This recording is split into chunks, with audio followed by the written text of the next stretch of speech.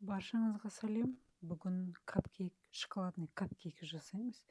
Мына жерде менде бөлме температурасында сары майдың үстіне шекерді құйып, осылай миксермен біркелкі етіп араластырып аламыз.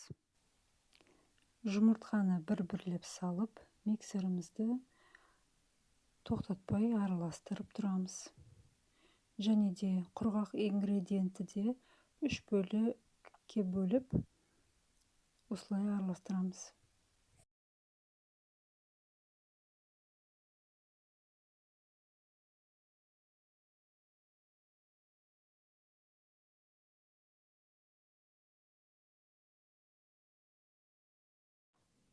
Осылайша сүтті де 3 бөліп құйып, барлығын біркелкі етіп, миксермен жақсылап араластырып аламыз. Айта кетейін, сүтте бөлме температурасында болу керек. Міне, енді духовкамызды 170-180 градуста дайын қызып тұру керек. Барлығын формаға салып, духовкаға пісіруге жібереміз. Міне, біздің капкейкіміз дайын болды. Барлығын суытып аламыз. Сосын ішіне осындай салма салу үшін осылай шұңқыр жасап аламыз.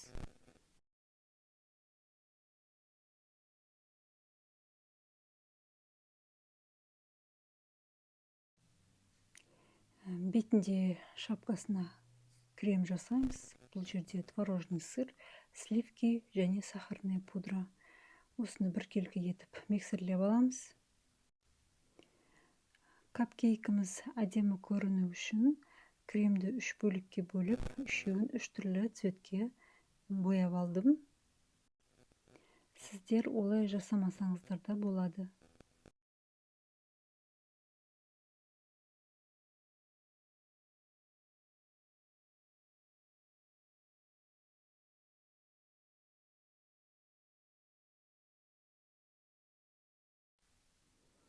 Менде мына жерде взбитый карамель, негізгі обычный карамельді суып болғаннан кейін, оны жақсылап миксерлегенде осылай взбитый карамель болып шығады. Енді осыны барлығының ішіне құйып шығамыз. Негізі ішіне салатын салманың түрі әрине өте көп. Клубникадан, вишнядан, малинадан неше түрлі конфитюр жасасаңыздар болады. Немесе вареный сгущенка құйсаңыздар да болады.